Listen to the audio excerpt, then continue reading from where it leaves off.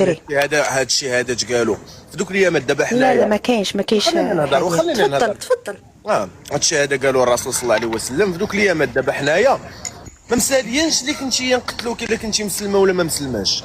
دبري راسك، شكون اللي يقتلك دابا؟ كاين شي واحد يقتلك؟ اذا الاسلام ليس صالح لكل زمان ومكان. لا, ليس هكذا. بكل الاسلام نتعامل معه. الحمار اللي كيمسح بالحجر، لحقاش كتقيل الدور في الزناقي وكتخرب الزناقي، طبعا ضروري غتمسح بالحجر. هادشي الا ما خليتيش الخرا كارم فيك. ما علينا. هاد الملحده هادي قاريه واعيه عليك. ملي كيطلع حمار مع واحد الملحد ولا ملحده قاريه مع حمار، راه طبعا موازين القوى غتنقلب للملحده، وكيتبعوك دراري صغار غيتانسبيراو من داك الهضره ديالها، لحقاش نتايا في موقف ضعف. علاش انت في موقف ضعف؟ لانه ببساطه حمار. لحقاش انت بالكالخ اللي عطاك الله بينتي بان الموقف ديالك ضعيف.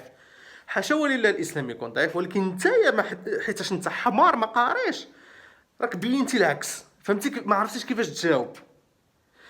ديك ما عرفتيش كيفاش تجاوب، مررتي للاطفال او دوزتي للاطفال او بزاف ديال المشاهدين اللي العقول ديالهم على قد الحال، دوزتيهم بزاف ديال الايديولوجيات وشككتيهم في الايديولوجيه الام ديالهم. فهمتينا الحمار؟